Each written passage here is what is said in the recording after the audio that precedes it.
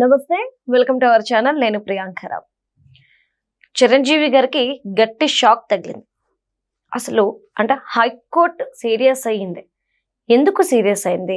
అసలు హైకోర్టు 42 కోట్ల రూపాయల గురించి ప్రస్తావించింది. ఈ 42 కోట్ల రూపాయల సంగతి ఏంటి? అసలు ఎవరికి ఇవ్వాలి? ఏం జరిగింది?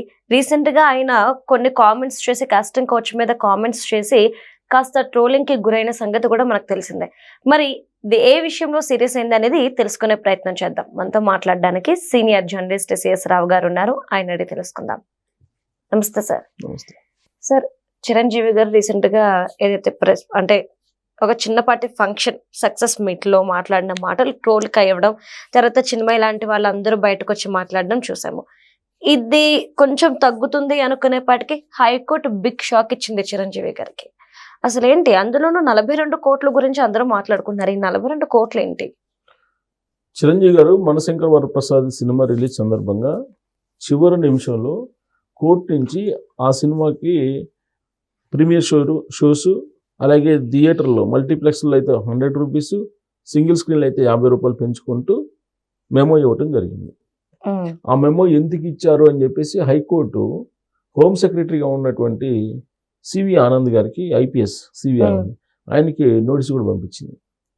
మీరు ఎలా ఇచ్చారు నిబంధనలకి విరుద్ధంగానే. అదే అంతకుముందు కోర్టు ఏం చెప్పింది? ఎవరికి ప్రీమియర్ షోస్ లేవు, ఎవరికి టికెట్ పెంచుకునే అవకాశం లేదు అని చెప్పి ఒక ఆర్డర్ ఇచ్చింది. ఆ ఆర్డర్ అలా ఉండగానే అప్పటికప్పుడు ఒక మెమో సినిమా ప్రీమియర్ షో 11 గంటలకి ప్రీమియర్ షో స్టార్ట్ అయితే 8 గంటల 9 గంటలకు 1 or 2 hours ముందు మెమోని హడావుడిగా తీసుకొచ్చి ఇష్యూ చేశారు. ఎందుకు ఇష్యూ చేశారు అని చెప్పేసి కోర్టు ప్రశ్నిస్తూ ఉంది ఇప్పుడు. దాంతోపాటు ఇష్యూ చేసిన దాని ప్రకారం మీరు హైయెస్ట్ టికెట్ ధరలతోటి మీరు డబ్బులు వసూలు చేశారు. అది మొత్తం సుమారుగా 42 నుంచి 45 కోట్ల వరకు ఉంది. దీనికి మీరు లెక్క చెప్పండి అని చెప్పేసి కోర్టు ఇప్పుడు అడగాలి అని చెప్పి ఒక పిటిషన్ వేశారు. ఇంకొక పిటిషన్ ఇప్పుడు మెమో ఇష్యూ చేసింది. కొన్ని 1-2 గంటల ముందే ఎమర్జెన్సీగా మెమో ఇష్యూ చేయడం అనేది ఒక తప్పు. దానికి సివి ఆనంద్ గారికి నోటీస్ ఇచ్చింది కోర్టు. ఇంకో పిటిషన్ ఏంటంటే ఆ మెమోని బేస్ చేసుకున్న 42 నుంచి 45 కోట్ల రూపాయలు వచ్చి అదనంగా వసూలు చేశారు కాబట్టి ఇవి మళ్ళీ రికవరీ చేసుకోండి అని చెప్పి మరొక పిటిషన్ పడింది దీని మీద. అంటే ఇప్పుడు మళ్ళీ దాని మీద ఏం చేశారు? సింగిల్ జడ్జి నుంచి పై కోర్టు కేసు పై బెంచ్కి వేశారు, డివిజన్ బెంచ్కి వేశారు సవాల్ చేస్తే. ఎవరు? ఈ మనశంకర్ వరప్రసాద్కి సంబంధించిన నిర్మాతలు వేస్తే డివిజన్ బెంచ్ చివాట్లు పెట్టింది. ఏం పెట్టింది? మీరు సింగిల్ జడ్జి ఇచ్చారు కదా తీర్పు, సింగిల్ జడ్జి దగ్గరే మీరు తేల్చుకోండి, సింగిల్ బెంచ్ దగ్గరే తేల్చుకోండి. మీరు ఇక్కడికి ఎందుకు వచ్చారు? అక్కడ మెమో ఇచ్చారు కదా, మెమో ఇచ్చినప్పుడు అది అక్కడ చెప్పుకోవాలి మీరు. సో మీరు అక్కడికే వెళ్ళి అక్కడే తెలుసుకోండి అని చెప్పి సింగిల్ జడ్జి ఏమి ఇచ్చారు తీర్పు? ఇక నుంచి రాబోయే రోజుల్లో, సరే జరిగిపోయింది, ఇక నుంచి రాబోయేటువంటి రోజుల్లో ఎట్టి పరిస్థితుల్లో ఏ సినిమాకైనా 90 రోజులు ముందుగా మీరు తెలియజేయాలి. టికెట్లు పెంచుకోవడానికి కానీ లేదా బెనిఫిట్ షోలకు కానీ, ఇదిగో పలానా డేట్ని మేము సినిమా రిలీజ్ చేస్తున్నాం, దీనికి మాకు బెనిఫిట్ షోలు కావాలి, టికెట్లు పెంచుకునే దానికి కావాలి, అవకాశం ఇవ్వండి అని చెప్పి ప్రభుత్వానికి మీరు ఒక పిటిషన్ పెట్టుకోవాలి. అందుకు స్పందిస్తే కనుక ప్రభుత్వం సానుకూలంగా కనీసం 90 రోజులు ముందుగా వాళ్ళు జీవో ఇవ్వాలి. ఆ జీవోని బేస్ చేసుకొని మీరు పెంచుకోవాలి. ఈ 90 రోజులు ఎందుకు ఇస్తున్నాను అని అంటే, ఈ 90 రోజుల లోపల ఎవరైనా పిటిషన్ వేసుకోవాలనుకుంటే, దాన్ని ఛాలెంజ్ చేసుకోవాలనుకుంటే ఛాలెంజ్ కూడా చేసుకోవచ్చు. కాబట్టి సినిమా రిలీజ్ డేట్కి 90 రోజుల ముందుగా మీరు గవర్నమెంట్ దగ్గర జీవో తీసుకొచ్చుకోవాలి.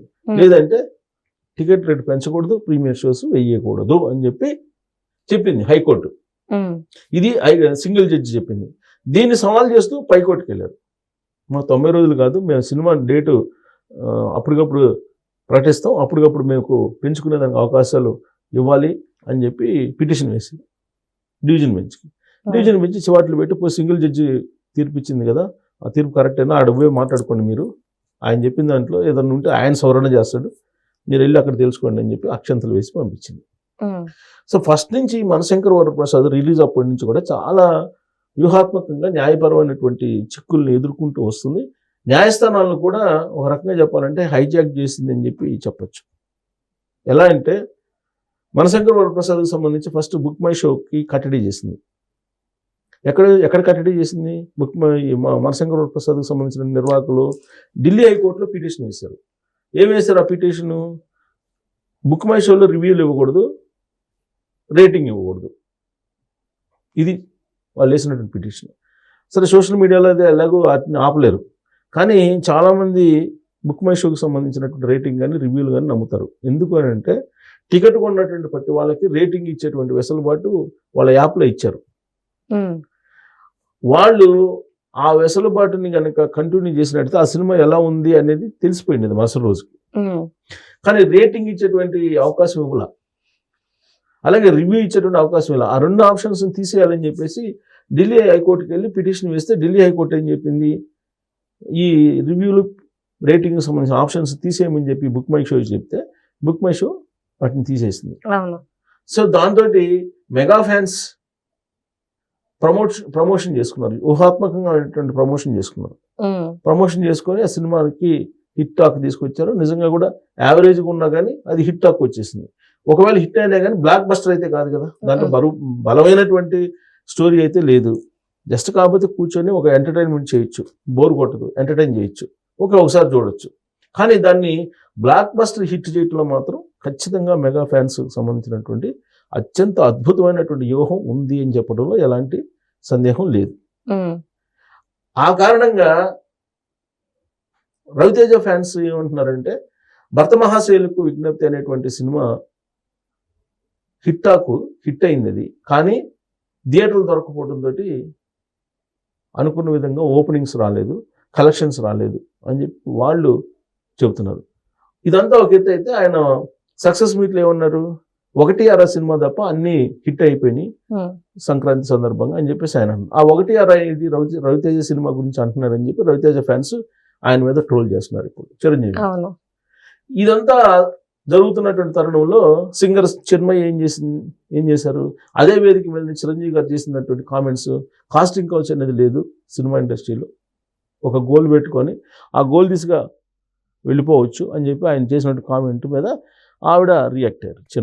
చిన్మయి రియాక్ట్ అయ్యింది, కాస్టింగ్ కౌచ్ ఉంది సినిమా ఇండస్ట్రీలో, మీ కాలం కాదు ఇది మా కాలం, మీ జనరేషన్ కాదు మా జనరేషన్ అని ఆవిడ ఏదో కామెంట్లు పెట్టారు. సో దాని మీద ఇప్పుడు చిన్మయి వర్సెస్ చిరంజీవి అన్నట్టుగా సోషల్ మీడియాలో ట్రోల్స్ జరుగుతున్నాయి. సో ఇవన్నీ ఒక్కొక్కటి సినిమా రిలీజ్ అయిన తర్వాత వస్తున్నటువంటి వివాదాలు చిరంజీవి గారి చుట్టుముడుతున్నాయి. కాబట్టి ఇప్పుడు డివిజన్ బెంచ్ అయితే అక్షంతలు వేసింది చిరంజీవి గారి సినిమా నిర్మాతలకి.